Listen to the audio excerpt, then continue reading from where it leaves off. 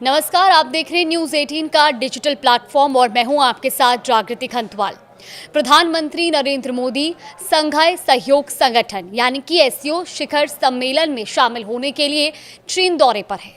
PM Modi 7 साल बाद चीन की यात्रा पर गए हैं और ऐसे में भारत और चीन के बीच रिश्तों को सुधारने के लिए ये यात्रा बेहद महत्वपूर्ण है। आज पीएम मोदी और चीनी राष्ट्रपति शी जिनपिंग के बीच करीब 1 घंटे तक अहम बैठक हुई। इस मुलाकात में कई महत्वपूर्ण मसलों पर चर्चा हुई है, लेकिन इसका सबसे अहम पहलू रहा राष्ट्रपति शी जिनपिंग का बयान, क्योंकि जिस गर्मजोशी के साथ उन्होंने पीएम का स्वागत किया, उससे ये तो स्पष्ट है कि प्रधानमंत्री की ये चीन यात्रा सफल रहेगी। शी जिनपिंग ने प्रधानमंत्री मोदी का चीन में स्वागत करते हुए कहा कि आपसे दोबारा मुलाकात करके बेहद खुशी हो रही है। उन्होंने ये भी कहा कि दुनिया परिवर्तन की ओर बढ़ रही है और ऐसे में भारत और चीन की भूमिका बेहद अहम है। हम दुनिया की 2 सबसे पुरानी सभ्यताएं हैं और सबसे अधिक आबादी वाले देश हैं। ग्लोबल साउथ का हिस्सा है और ऐसे में मित्र बने रहना, अच्छे पड़ोसी बनना और ड्रैगन और हाथी का साथ आना बेहद जरूरी है। चलिए अब आपको बताते हैं कि इस मुलाकात में क्या खास चर्चा हुई। लगभग 1 घंटे चली इस बैठक की शुरुआत में प्रधानमंत्री नरेंद्र मोदी ने कहा कि 2.8 अरब लोगों का कल्याण भारत और चीन के सहयोग से जुड़ा हुआ है। तो वहीं चीनी राष्ट्रपति ने कहा कि ड्रैगन और हाथी को एक साथ आने की जरूरत है। ये मीटिंग ऐसे समय में हो रही है जब दोनों देशों की अर्थव्यवस्था को अमेरिकी राष्ट्रपति डोनाल्ड ट्रंप के टैरिफ से झटका लगा है।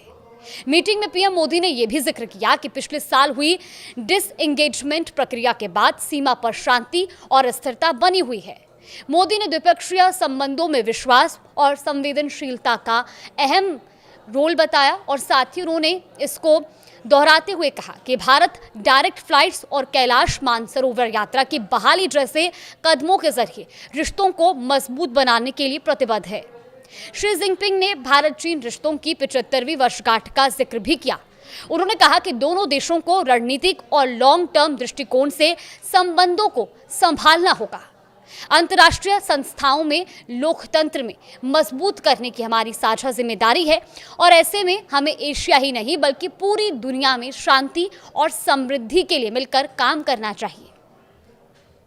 एक्सपर्ट्स का तो ये भी कहना है कि ये मुलाकात दिखाती है कि भारत को चीन की तो चीन को भारत की जरूरत है, क्योंकि दोनों ही देश टैरिफ से परेशान हैं।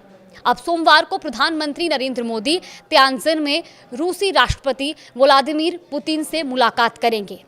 दोनों के बीच ये मुलाकात ऐसे समय में होगी जब अमेरिका ने भारत पर रूस से तेल खरीद पर रोक न लगाने की वजह से ही भारत पर 2 गुना टैरिफ लगाकर उसे 50% कर दिया है, क्योंकि 25% रेसिप्रोकल टैरिफ तो पहले ही लग चुका था और 25% टैरिफ रूस से तेल खरीदने को लेकर पेनल्टी के तौर पर लगाया गया है। अमेरिका के इस टैरिफ से पहले भी भारत निवेश और टेक्नोलॉजी के सोर्स के रूप में चीन की ओर से सावधानी से रुख कर रहा था और व्यापार बढ़ाने की कोशिश में लगा था। हालांकि भारत और चीन के रिश्ते 2020 की गलवान झड़प के बाद खराब होते चले गए थे, लेकिन इन रिश्तों में नरमी पिछले साल अक्टूबर से ही शुरू हुई है, जब प्रधानमंत्री नरेंद्र मोदी और शी जिनपिंग ने रूस में ब्रिक्स समिट के दौरान मुलाकात की।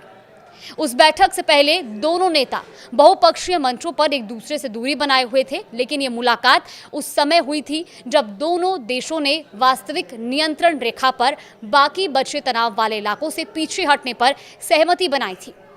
अब अमेरिका भारत संबंधों में गिरावट के बीच भारत के पास बीजिंग के साथ तनाव कम करने की एक नई वजह भी है।